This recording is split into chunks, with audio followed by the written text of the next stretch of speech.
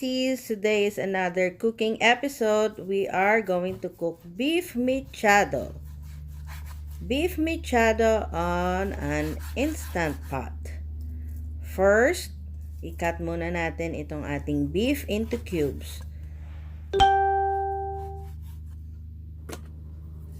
You could buy sa inyong mga favorite grocery store yung pre-cut na.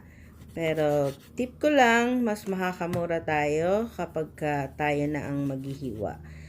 Mas mahal kapag yung pre-cut na because you're actually paying for the labor dun sa naghiwa ng karne. Hiwain lang natin to like 1 by 1 size. And then ima-marinate muna natin siya bago natin lutuin sa Instant Pot. Marinate it with soy sauce. Just the right amount na ma-coat and ma-cover yung ating beef. Lemon juice. You could use a fresh lemon or calamansi.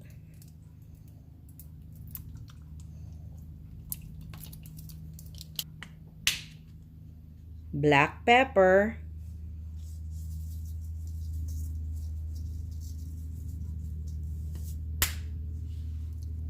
and chopped garlic. Gusto ko yung maraming garlic para malasa siya. I like the garlicky taste. Just a reminder, if you haven't subscribed yet, please do hit that subscribe button and the notification bell so you'll always be updated every time I'll post a new video. Please help us grow this channel. So habang ating minamarinate, let's prepare other ingredients. We need onions, carrots, red bell pepper, potatoes, tomato sauce, and laurel, dry bay leaves. So now, painitin na natin ang ating Instant Pot. Press the saute button. It'll start dyan sa off and then it'll show up na 30 minutes siya. Once it turned into on, nag-uumpisa na siya to warm up. It's in a normal mode. Okay, lagyan na natin ng mantika. Do you like your Instant Pot? Give us a thumbs up. Give us a like if you like your Instant Pot. I love my Instant Pot. So now, isusutay na natin ang onions. Our chopped onions.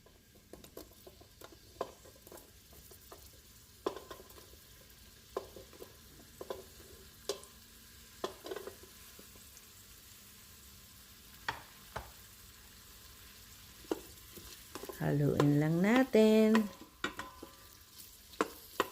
para masute ng mabuti. After a while, haluin po muna ulit natin. Tingnan natin kung luto na ang onions. And then, pwede na natin idagdag ang ating beef. Ang ating marinated beef. Just a recap, marinate natin ito with soy sauce, lemon, pepper, and garlic. Now, isusute na rin natin siya with the onions.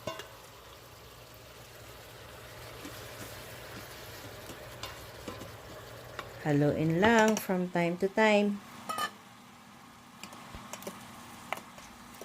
This episode is brought to you by Midas Touch. Pwede rin natin siyang takpan para makulong yung steam inside the Instant Pot. Check it from time to time, haluin. Siguraduhin na nasusute natin lahat ng meat. Lagyan natin ng konting asin. Ang palasa. So, after natin siyang masute, ika-cancel natin yung saute button. And then, ipe-press natin ang pressure cook. You could adjust your time with negative and positive button. Ipe-pressure cook ko siya for 25 minutes.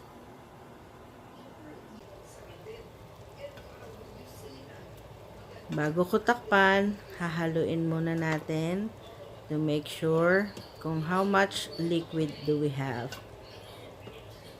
Kung kailangan, dagdagan natin ng tubig bago natin siya i-pressure cook. Ilagay na rin natin ang tomato sauce.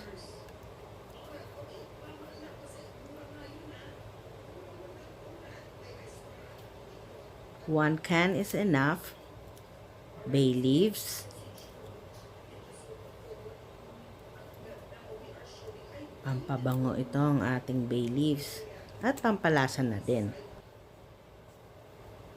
Dagdagan pa natin ng konting paminta.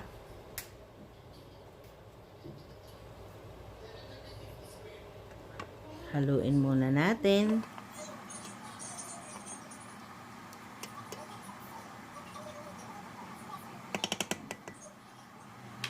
At ilalagay ko na rin yung ating carrots. Pero sa ibabaw ko lang siya ilalagay, hindi ko siya ilulubog doon sa ating liquid para hindi naman siya masyadong mabugbog. Now we can put on the lid to pressure cook for 25 minutes. Ito, 1 minute left na lang. And you will hear that beep. Ito ang indicator. Itong pag nakaangat yung pipe, ibig sabihin may pressure pa siya. We will press this button to take out the pressure.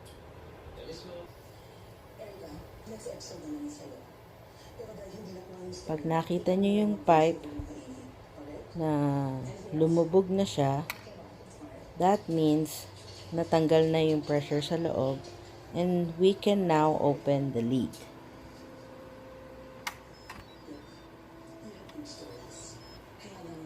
Ayan, luto na. So now, kinancel na natin yung pressure and we'll go back to saute mode para sa ating bell pepper and potato. Haluin muna natin siya. Make sure it doesn't stick sa bottom ng pot. And now we could add the bell pepper, the red bell pepper. You could also use a green bell pepper if you want a little bit of spice. At dagdag na rin natin ang ating potatoes. Halu-haluin natin at ilubog itong mga ingredients, ating vegetables.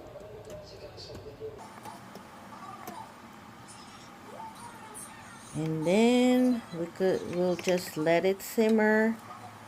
Takpan natin.